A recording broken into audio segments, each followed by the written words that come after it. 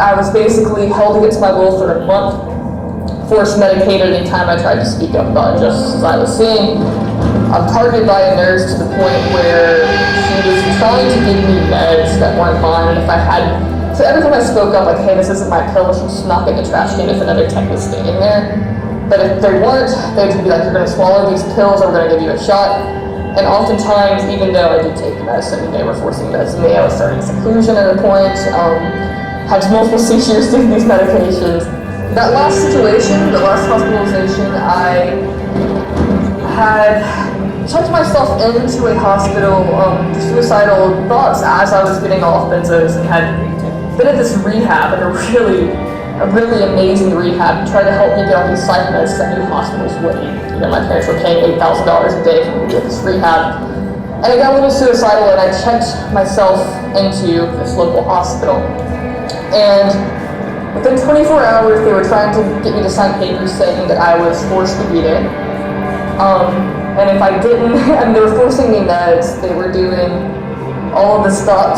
People don't realize that restraints don't often mean being held down, it can be chemical. And so when I started speaking up about, hey, this kid you just tackled in the hall has a colonoscopy bag, still all over the place from taking to the hospital, that sort of thing, they started forcing me shots to shut me up, right? And that made me hallucinate to the point where I pulled a fire alarm and tried to escape to get to the fire department because I thought these people were really going to kill me because it seemed with all the meds they were putting into my body, they wanted to stop my breath. I mean, I'm talking like over 10 medications at one time. And I pulled a fire alarm, ran out of the building. They ended up catching up to me because I'm not a fast runner. Shouldered me, I almost got to the ambulance and somehow showed up. And they walked me into seclusion, threw me in there and started forcing me meds. They would then hold me down and continue forcing meds for days. I ended up having a seizure some ways and it stopped. Outside of my own, my first hospitalization, I was on the minor ward because I was 18. A kid was crying, tried to walk out the door because he was hungry and they didn't have any snacks on the ward. And they tackled him for shots. This would be for anything, for any infraction that you could possibly cause any sort of issue in that person's day. They were going to medicate you and possibly restrain you physically. There was people who were just having a hard time because they were talked to and staff went missing or they were trying to speak up. I mean, people go there for help and instead held out for forced meds for their insurance company.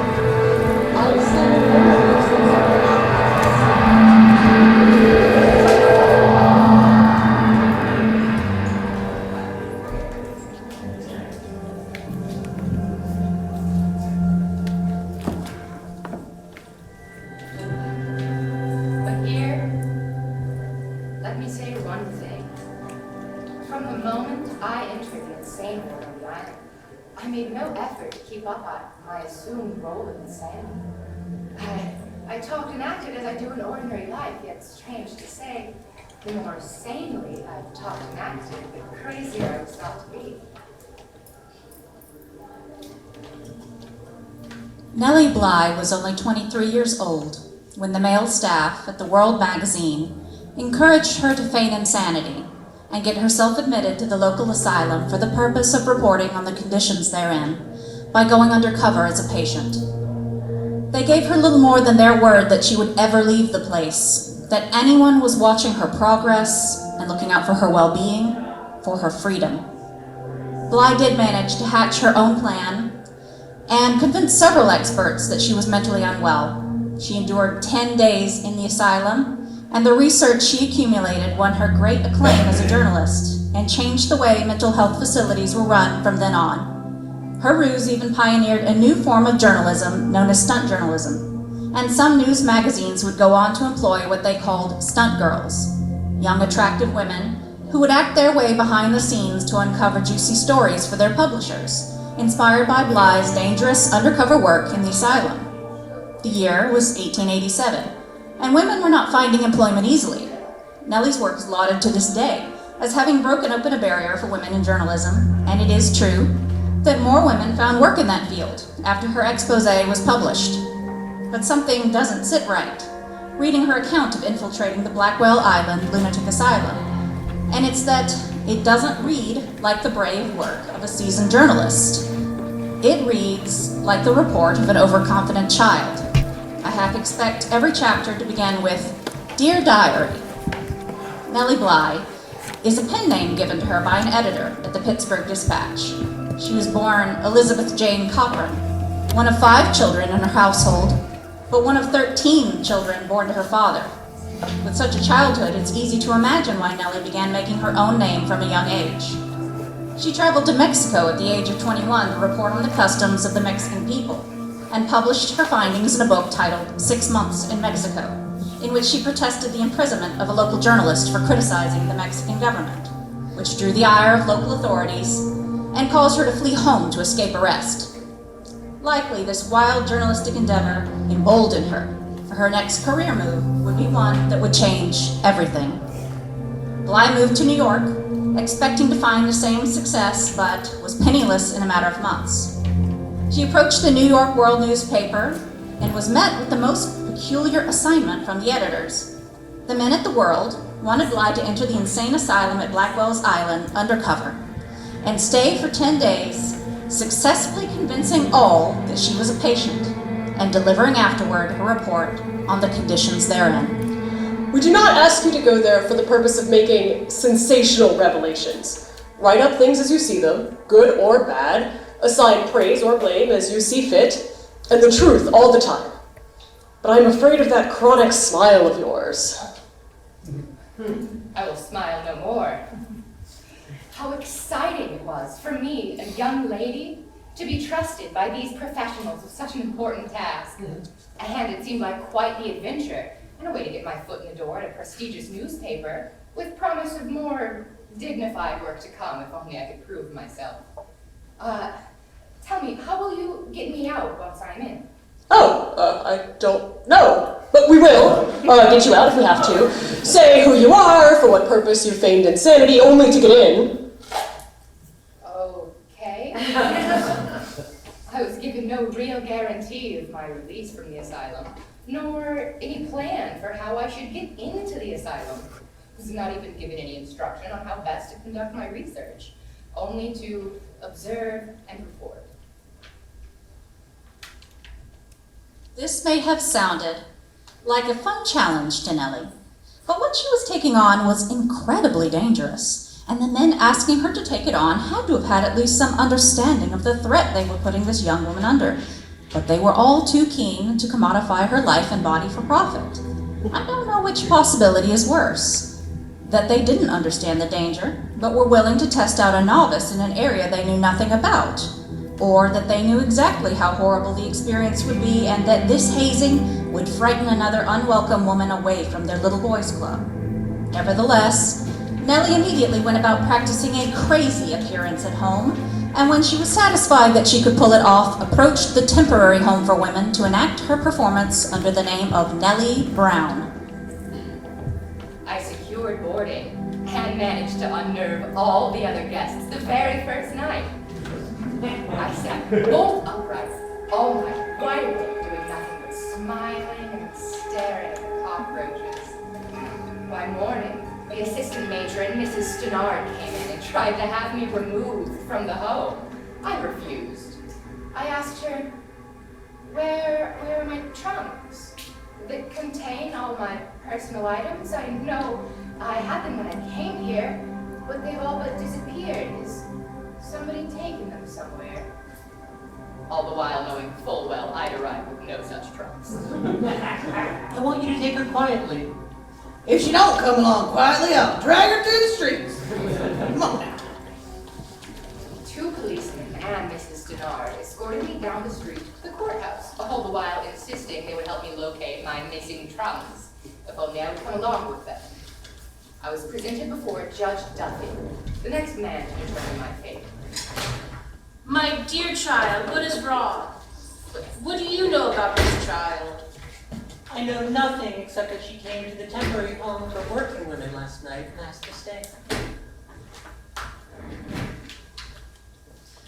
Poor child. She is well-dressed and a lady. Her English is perfect, and I would stake everything on her being a good girl. I'm positive she is somebody's darling. I mean, she is some woman's darling. I'm sure someone is looking for her.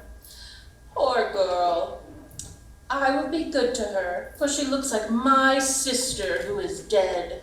I don't know what to do with this poor child. She must be taken care of. Send her to the island. Oh, don't. She's a lady. You would kill her to be sent to the island. There's been some foul work here. I believe this child has been drugged and brought to the city. Make up the papers and we'll send her to Bellevue for examination. Probably in a few days, the effect of the drug will wear off and she'll be able to tell us a story that will be startling. If only the reporters would come. I certainly did not wish to speak with any reporters lest they recognize me from my work at the New York World. Take her and be kind to her, and tell the people at the hospital to be kind to her, to do all they can for her. Come with me now. And the policeman took me directly to a carriage that I knew would carry me forth on my plans path. I had now fooled a doctor, a judge, the police, and a house full of women in staff. I was beginning to feel quite confident now in my ability to complete my task. But how would my ruse stand up compared to the truly insane Blackwell's Island? The ambulance carrying Nellie Bly arrived at Bellevue Hospital, where Nellie believed she would be waiting for a boat that would take her on to Blackwell Island Insane Asylum. But this is where the great gaslighting would begin. Noticing the look of fear on Nellie's face as she could hear patients screaming from somewhere inside, the receiving nurse tried to soothe her by saying, "What a noise the carpenters make." The interview with the doctor was a farce lasting only a few minutes. He examined Nellie's eyes and tongue. He asked her where she lived and whether or not she was a prostitute. Nellie answered truthfully and with her usual good manners. Just as Nellie both feared and wanted, the doctor found her. Positively demented! A hopeless case. It was determined she was unable to care for herself and should be put away for good. Once Nellie was given over to the doctors, her life was completely in their hands, and they handled it with the predictable misogyny of the men of her era.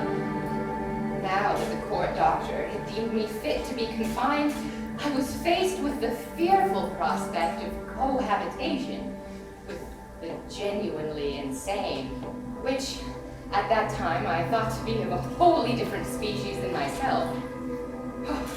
My next stop on the road to Blackwell Island was the insane pavilion at the local hospital, Bellevue. A chill overtook me as I entered the insane ward, and I imagined what sort of fellow creatures would inhabit that place. Yet, when I arrived inside the insane pavilion, I was met with only a handful of women wandering around white-tiled halls. There were only 3 patients, as they're called. I made the 4th. I thought I might as well begin work at once, for I still expected that the next doctor might deem me sane and thus send me back out again into the white girl. So I went down the rear of the room and introduced myself to one of the women. Hello. I'm Nellie Brown. What's your name and what on earth are you doing here? I'm Anne Neville, and I had been working as a chambermaid until I became too sick to keep doing so. It's an awful occupation, always cleaning, endless tasks from dawn to dusk, sometimes even after dusk. Every day. Terrible. Eventually the exhaustion caught up to me. I was sent to the sisters' home to be treated and was able to stay there for a while until my money ran out and I had to leave. Surely you must have some family you could have stayed with. Well, I do have a nephew who tried to look after me. He's a waiter, but he's out of work too. So with neither of us able to afford to keep me at the sisters' home, he had me transferred here to Bellevue. Is there anything wrong with you? Mentally? No. The doctors have been asking me many curious questions and confusing me as much as possible, but I have nothing wrong with my brain. Do you know that only insane people are sent to this pavilion? Yes, I know, but I'm unable to do anything. The doctors refuse to listen to me, and it is useless to say anything to the nurses. My first meal at the pavilion was a piece of boiled meat and a potato. It could not have been colder had it been cooked the week before, and it had no chance to make acquaintance with salt or pepper. And the windows of the insane pavilion were kept open to let in the chill of the night air. Oh, I say, the cold is unbearable to my southern blood. Please, can somebody close the windows? You are in a charity place, girl, not a hotel. Closing the windows is hardly an extravagant request. The answer's no. But we're all freezing. You're up there in your winter wear, while all us girls are here shivering in our dresses. Well, some people would get along better if they were not so proud. People on charity should not expect anything and should not complain. I knew not whether I was to freeze to death or survive here. The French physician, Philippe Pinel, often marveled at the unbelievable endurance that the mentally unfit had for physical hardship, and often cited the ability of schizophrenic women to sleep naked in sub-freezing temperatures without suffering any ill effects. He asked the question, were they stronger than normal humans, or did they simply have too much animal spirit in them? Well, when night fell, we were all assigned rooms to sleep in. As we were made to strip, I watched the other women standing shivering in the cold night air. I did not perceive a stronger breed of woman among them. All I saw was an assortment of unfortunate women being treated like animals. Caged behind barred windows and locked doors, little comforts stolen from them. But would not all these women have chosen warmth and humanity if granted their agency? The next patient I encountered was a woman named Tilly Maillard, a woman who seemed perfectly clear-headed, but physically frail and afraid. She was pleading with the doctor. Stop! Stop! I don't understand why I've been sent to this place. I'm not supposed to be here. Have you just found out that you are in an insane asylum? Yeah! My friends said they were sending me to a convalescent ward to be treated for nervous debility, from which I'm suffering since my illness. I want to get out of this place immediately! Well, you won't get out of here in a hurry. Well, if you knew anything at all, you should be able to tell that I am perfectly sane! Test me! We know all we want to on that score. And with no more further questioning than that, our time at the hospital was over. Tilly Maillard, Anne Neville, the other patients, and myself were loaded into the back of a wagon that was taken to the docks. There, we boarded the ship that would take us to Blackwell's Island.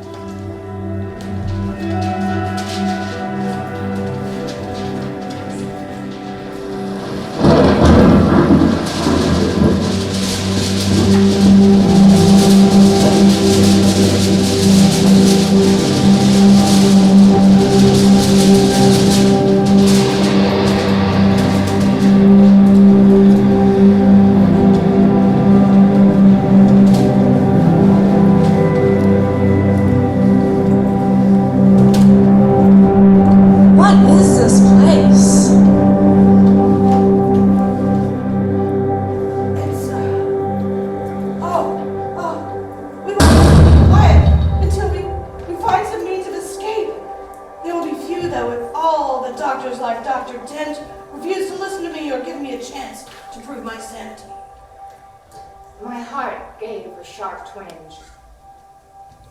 Pronounced insane by 4 expert doctors and shut up behind the unmerciful bars and bolts of a madhouse. We heard someone yell, "Go out into the hall!" We entered the hall and stood by the door where all the women had gathered. How we shivered as we stood there. The windows were once again open and the draft was whizzing through the hall. The patients were blue with cold. last, one of the nurses went forward and unlocked a door, through which we all crowded to a landing of the stairway. Here, again, we came to a long halt directly before an open window.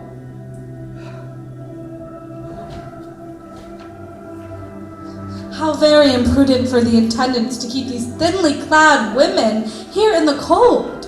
It's horribly brutal. The women looked so lost and hopeless. An old, gray-haired woman was nudging me, and with sage noddings of the head and winks and handful upliftings of the hands was assuring me that You must not mind the poor dears. They're all mad. Get in line, 2 by 2. stand still. As the orders were issued, a shove and a push were administered, and oftentimes a slap around the ears. After this third and final halt, we were marched into a long, narrow dining room, where a rush was made for the table. Our supper consisted of 1 piece of stale bread, a saucer of 5 half-rotten prunes, and a bowl of weak tea that was pink and tasted of copper. The women snatched and fought over the food nonetheless. I allowed my portion to be eaten by hungrier patients, in spite of the protest of Miss Neville. You must force the food down, else you will be sick. And with these surroundings, you may go crazy. To have a good brain, the stomach must be cared for. It is impossible for me to eat that stuff, I replied. And despite all her urging, I ate nothing that night. It did not require much time for the patients to consume all that was eatable on that table, and then we got our orders to proceed back to the sitting room. Many of the patients crowded near us. Some of the women were asking Miss Tilly Maillard to sing, since word was she did so quite well.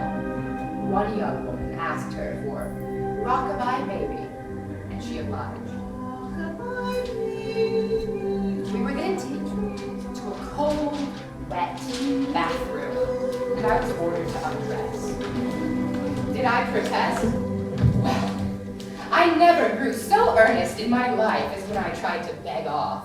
If you do not undress, we will use force, and it will not be very gentle. At this, I noticed one of the craziest women in the ward, standing by the filled bathtub with a large, discolored rag in her hands. She was chattering away to herself and muttering in a manner which seemed to me fiendish. I knew now what was to be done with me. I shivered. They began to undress me. One by one, they removed my garments, until at last, there were none left except in one. "I will not remove it," I said vehemently. But it was no use. I took one look at the women gathered at the door of the room, watching the scene. And I plunged into the bathtub with more energy than grace. There's no fear of hurting you. Shut up, or you'll get it worse. The old woman began to scrub me. She took her rough, dirty rag and began to rub it all over my body, even all over my face and my pretty hair. I was now beyond seeing or speaking. Even though I begged for my hair to be left untouched, it was no use. Suddenly I got 3 buckets of water over my head, ice cold water too. Into my eyes, my ears, my nose, and my mouth. I think I experienced some of the sensations of a drowning person as they dragged me, gasping and shivering and quaking from the tub. They put me, soaking wet, into a short, canton flannel slip that was labeled across the extreme end, BIH6, Blackwell's Island, Hall 6. I was taken to room 28, where I was left to try to make an impression in the bed, but it was no use. The bed had been made high in the center and sloping on either side, and at first touch my head flooded the pillow with water, and my slip transferred some of its dampness to the sheet.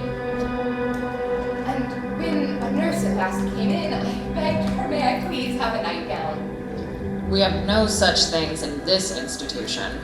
But I cannot sleep without, I'm freezing. Well, I don't care about that. You are in a public institution now, and you can't expect anything. This is charity. You should be grateful for what you get. And she left the room and locked the door.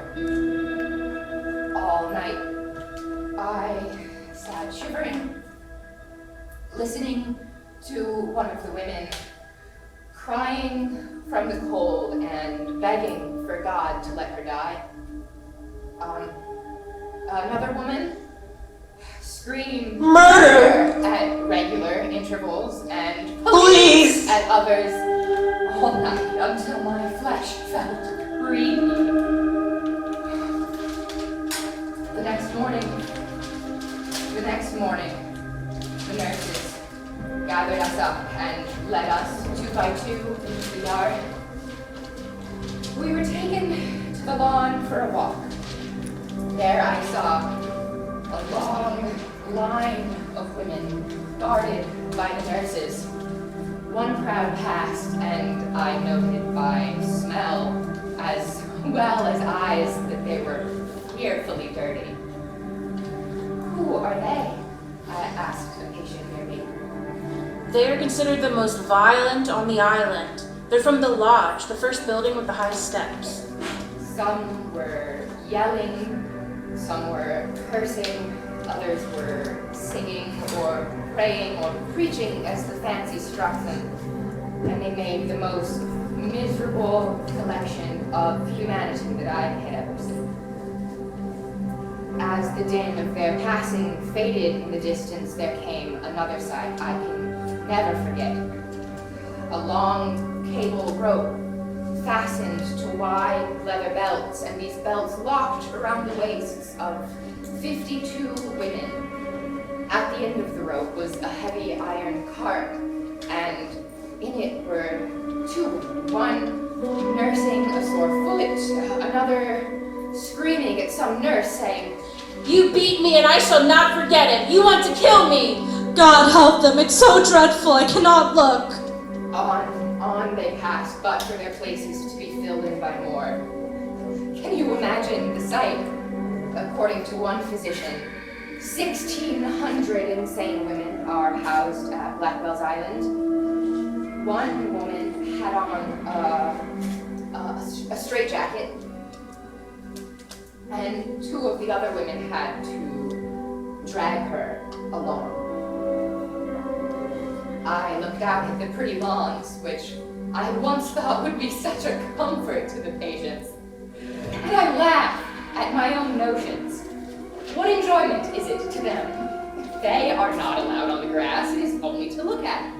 I saw some patients eagerly and caressingly lift up a nut or a colored leaf, but they were not permitted to keep them.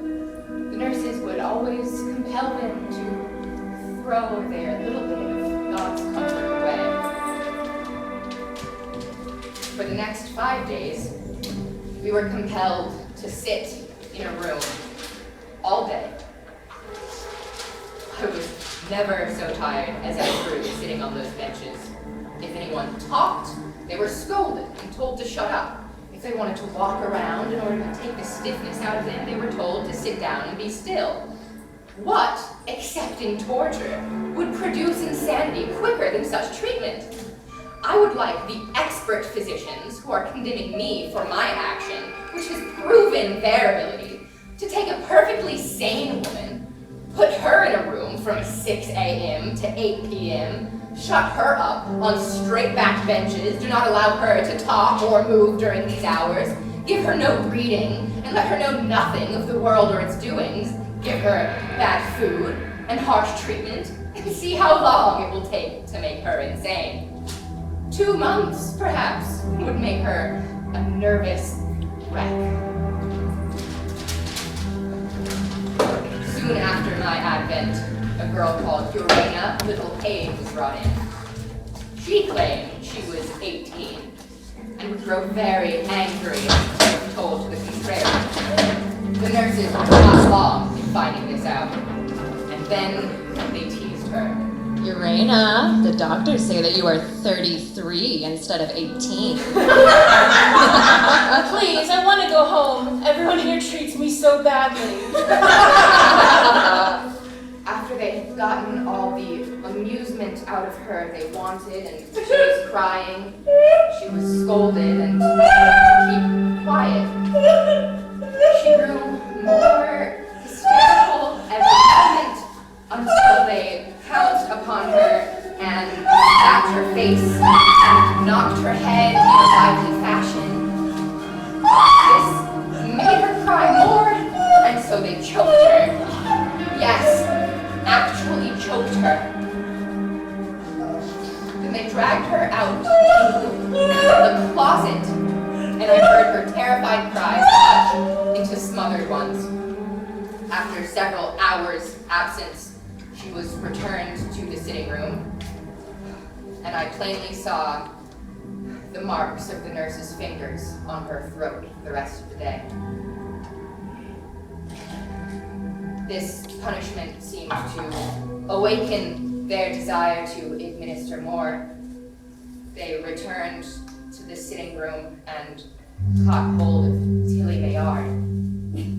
They grabbed her, and my heart ached as she cried, "Ladies, please, please don't let them beat me!" Shut up, you hussy! Oh, no! The nurse caught her by her hair and dragged her, shrieking and screaming from the room. She was also taken to the closet, and her cries grew lower and lower, and then ceased. That should settle the old fool for a while.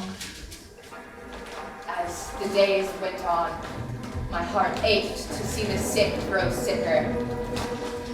I saw Miss Tilly Maillard so overcome by her spoiled food, she had to rush out of the dining room. And of course, she got a scolding for doing so. The head doctor, Dr. Dent, brought in a man to see me, perhaps due to the regular inquiries about my condition from my associates at the paper, pretending to be concerned friends. He felt my pulse and my head and examined my tongue. I told them how cold it was and assured them that I did not need medical aid, but that Miss Maillard clearly did, and they should transfer their attentions to her. They did not answer me, and I was pleased to see Miss Maillard leave her place and come forward to them. She spoke to the doctors and told them she was ill, but they paid no attention to her. The nurses came and dragged her back to the bench, and after the doctors left, they said, After a while, when you see that the doctors will not notice you, you'll quit running up to them. The next morning, after we had begun our endless sit for the day, 2 of the nurses, assisted by some patients, brought the woman in who had begged some nights previous for God to take her home. I was not surprised at her prayer. She appeared easily 70 years old, and she was blind and very ill. When she was brought to the sitting room and placed on the hard bench, she cried, "Oh, I'm cold, so cold. Why can't I stay in bed or have a shawl?" At this, I saw a nurse sit down on her and run her cold hands over the woman's face and down inside the neck of her dress. At the old woman's cries, she laughed, as did the other nurses, and repeated her cruel action. That day, the old woman was carried away, and we did not see her again. Louise, a pretty German girl sick with fever, had the delusion that the spirits of her dead mother and father were with her. She told me, Well, I've had many beatings at the hands of Miss Brady and her assistants. I can't keep the horrible food down, and I ought not freeze for want of proper clothing. I pray nightly that I may die and be brought to my poor mamma and papa. when I left, she was confined to bed with fever, and perhaps by now she has her wish. Then there was Margaret, who told me, I used to be a cook, and I kept my kitchen spotless. One night, after I had scrubbed the floor, the chambermaids came down and deliberately soiled it. A quarrel broke out, and I was taken to an asylum. How can they say that I am insane just because I let my temper run away with me? Other women are not shut up for crazy just because they get angry. I suppose the only thing to do is stay quiet and avoid the beatings. I never heard the nurses address any of the patients except to scold, yell at, or tease them. In the evenings, a woman used to come up and bring raisins, grapes, apples, and crackers to the nurses. Imagine the feelings of the hungry patients as they sat and watched the nurses eat what was to them a dream of luxury. My first several nights in the asylum, I could not sleep and did not wish to. The night nurses tried to make me take a dose of some mixture out of a glass. To make you sleep. I told them I would do nothing of the sort, and they left me. Returning a few minutes later with the doctor. You must take this. You don't have a choice. I won't do it. I don't want any medicine. What are you doctors even here for? To take care of the patients and to test their sanity.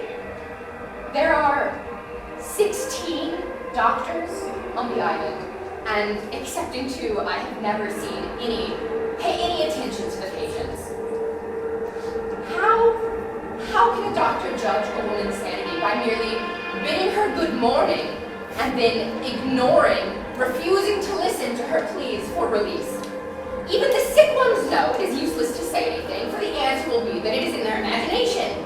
Try every test on me and tell me, am I sane or insane? Try my pulse, my heart, my eyes. Tell me if I am sane. Tell me if I am sane! You are suffering from a delusion. I have wasted too much time with you already. You will take this or I will put it in your arm with a needle. It occurred to me that if he put it into my arm with a needle, I could not get rid of it. But if I swallowed it, there was one hope. So I said I would take it. I smelt it, and it smelt of laudanum. It was a horrible dose. No sooner had he left than I tried to see how far down my throat my fingers would go, and the chloral was left to take its effect elsewhere. As the days passed, Miss Tilly Maynard, her condition grew worse.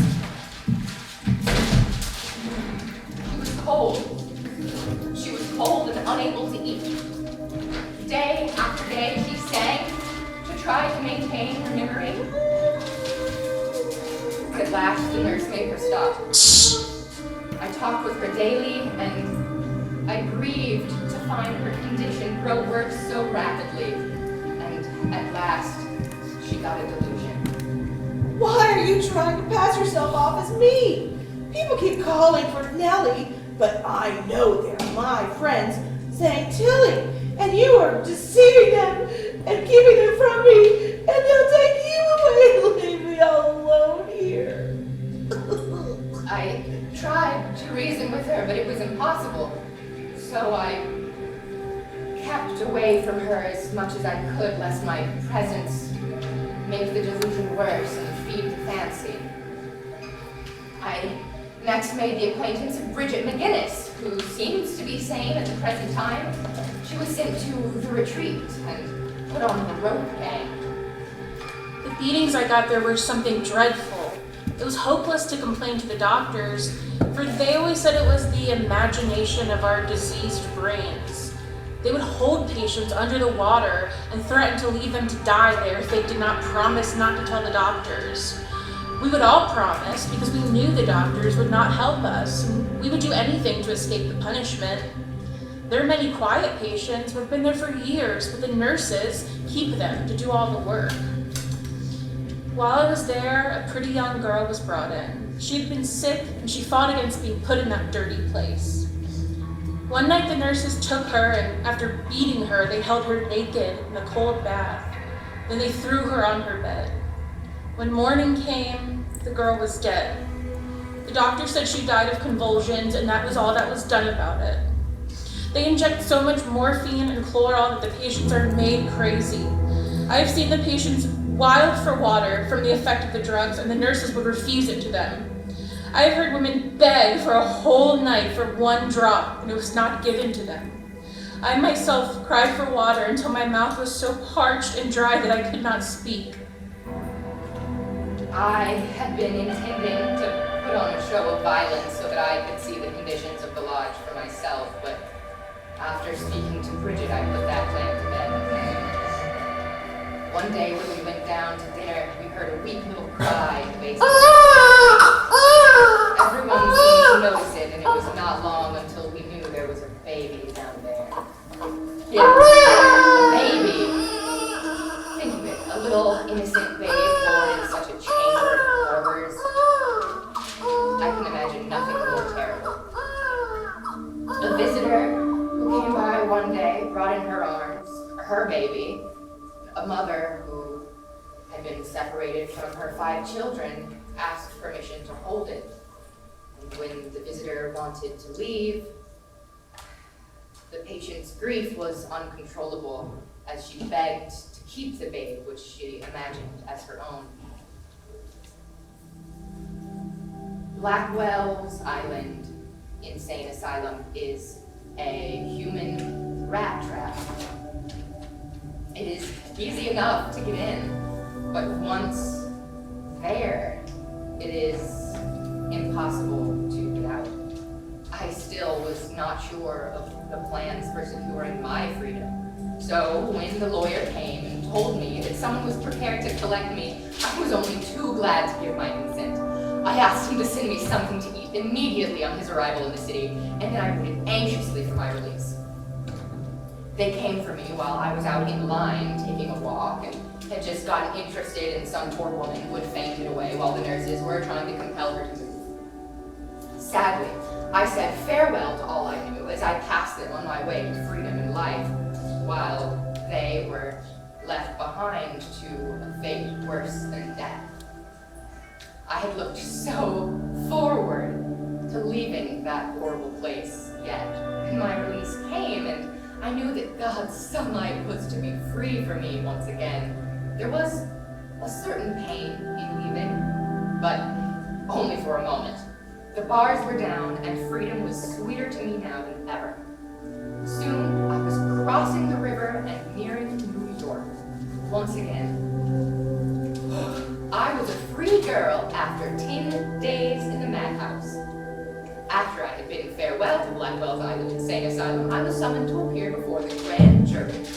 I swore to the truth of my story, and then I related all from my start at the temporary home until my release. The jurors then requested that I should accompany them on a visit to the island. I was glad to consent. No one was supposed to know the contemplated trip to the island. Yet one of the jurors told me that he heard they would notify of our coming an hour before we reached the island. This must have been done while the grand jury was examining the pavilion at Bellevue Hospital. This trip to the island was vastly different than my first. This time, we went on a clean, new boat, while the one I had traveled in, they said, was laid up for repairs. Some of the nurses were examined by the jury and made statements contradicting my testimony, but also contradicted one another. The head doctor, Dr. Dent, took no responsibility. I could not tell you exactly what temperature the water is or how many women use the same bath. I have no means to ascertain the day-to-day activities of the staff. It's very hard to find good medical staff these days, so not all of the doctors are competent. I was glad to learn this. And had I known your goals, I would have aided you. We have no way to find out what's going on, except to do as you did. Of course, Dr. Deck. Miss Anne Neville was brought down, and I went in the hall to meet her. Although I had left only 2 weeks prior, she looked as if she had suffered from severe illness, so changed was her appearance. I asked her if she had taken any medicine, and she said that she had. She told the jury, When Miss Brown and I were brought here, the nurses were cruel and the food was too bad to eat. We did not have enough clothing, and Miss Brown asked for more all the time. I thought she was very kind, for when a doctor promised her some clothing, she said she would give it to me. Strange to say, ever since Miss Brown has been taken away, everything is different. The nurses are very kind, and we are given plenty to wear. The doctor, they come to see us often, and the food has greatly improved. but the other women I had spoken of, where were they? They denied all knowledge of Alayna ever existing. Bridget McGinnis had been transferred to other quarters. Louise was nowhere to be found. The cook, Margaret, the great healthy woman, they said was dying with paralysis and we could not see her. But if I was wrong in my judgment of the sanity of these women, why was all this done? At last I saw Tilly Maillard, and she had changed so much for the worse that I shuddered when I looked at her. I have one consolation for my work. On the strength of my story, the Committee of Appropriation now provides $1 million more than was ever before given, all for the benefit of the insane. There was a situation at Ridgeview, Smyrna. My first time there, you're waiting in this waiting room for like hours, right, while they do a assessment and everything, and then if you're deemed worthy to go to the back after you've been there for hours unfed and like with this stupid crappy TV and this fuck blanket, you're taken to the back and you're given a physical by this doctor, and staff gets you in their system and you realize it's 2 a.m. and for some reason all of the patients are on these mats in this atrium area instead of in rooms, and you're like, what the fuck's going on? But apparently they're just that overcrowded, right? And so I get my little bed and I'm sitting down and I'm trying to go to sleep, and out of the corner of my eye, this chick stands up. She's built very similar to me. She's got track marks all over her, all of these sores all over, and she's struggling to breathe. And she's coughing, like trying to get air, and she starts walking around what ends up being the day room, and coughing and goes over to the nurse's station and tells them, like, hey, I'm having trouble breathing, and they tell her, just go lay down. She keeps walking, and I'm CPR trained at this point, I have first aid training, and I'm like looking at her, and they tell me, go to fuck to sleep. I'm like, okay. And so I put my head down, and I try to keep sleeping, and this girl keeps walking around this day room, around all of these beds, trying to get anyone's attention who will stand up for her. And every time somebody did say something to the nurse, like, hey, can you help her? Shut up. All right. And I remember this nurse's face vividly, mind you. And so she's walking, and her breath gets a little bit more desperate. She collapses. And I get up to go over to her, and they tell me, if you stand up again, you're going in seclusion. I'm like, aight? So I sit my ass back down. 10 minutes go by, dude. 10 minutes go by, and they finally go over and check on her, and she don't have a pulse. They put a pulse ox on her. She's like down like where there isn't, and it's beeping. When a pulse ox beeping. And so I knew, they woke us all up, moved us into this other room so they could move her body in. So when I went, the last hospitalization that scared me to death, when I went there, I was telling at this new Ridgeview in Monroe, was telling this intake nurse that story.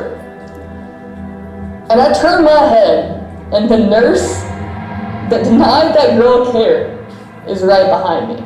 And that is exactly probably why I ended up in the shade bed. I've seen people get killed. You know, like, I've straight up called the GBI office and tried to tell them what's going on and they don't care. The fact that Lakeview, you know, was raided and is still operating under the same conditions, the state doesn't care, the country doesn't care. We are all just psychotic and they're not gonna listen to us because we're psych patients.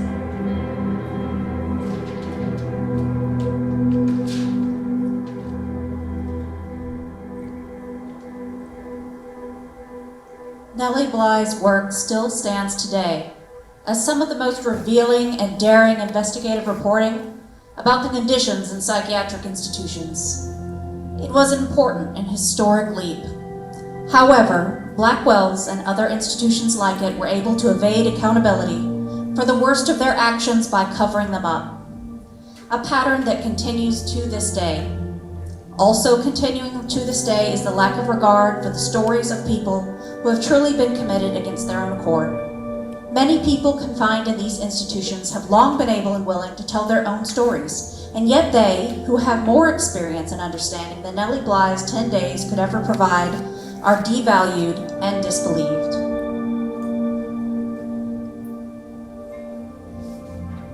Nellie Bly grew to realize that the line between what is deemed sanity and insanity is often completely determined by circumstance, and yet her work still did not reflect the understanding that she herself was only separated from that circumstance by her fortune and not by something innate in her character. She understood that many of the women in the asylum were not meant to be there at all, but she did not quite seem to make the leap that a delusional person has just as much right to life and freedom as anyone else, and should not have to spend their lifetime locked away from society. She was a reformer, but not an abolitionist.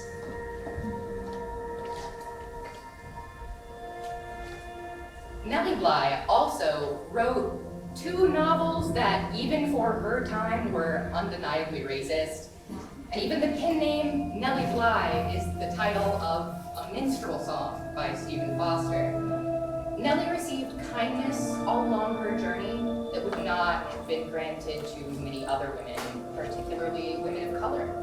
One can contrast the treatment that she received with that of her contemporary, fellow female investigative journalist, Ida B. Wells, a Black woman writing about lynching who was driven from her home under threat of death.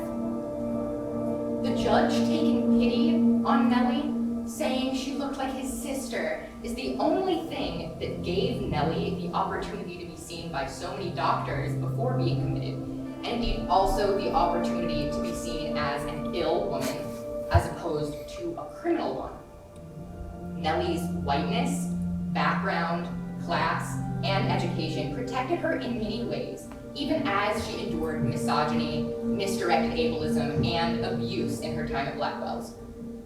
What you've seen today is only one part of the conversation, but we hope it serves as a launching point for serious conversations about the inhumane treatment of those cast away by society and about where we can go from here.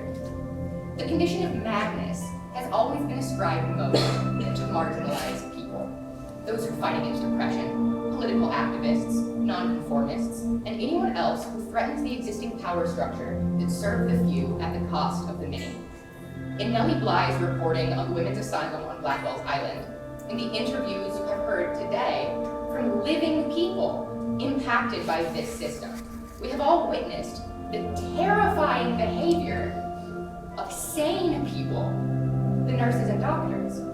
If the space between me and delusion is a few nights of sleep, and the space between me and the people in charge of these systems is unimaginable violence, then let us all be more lunatic than tyrant.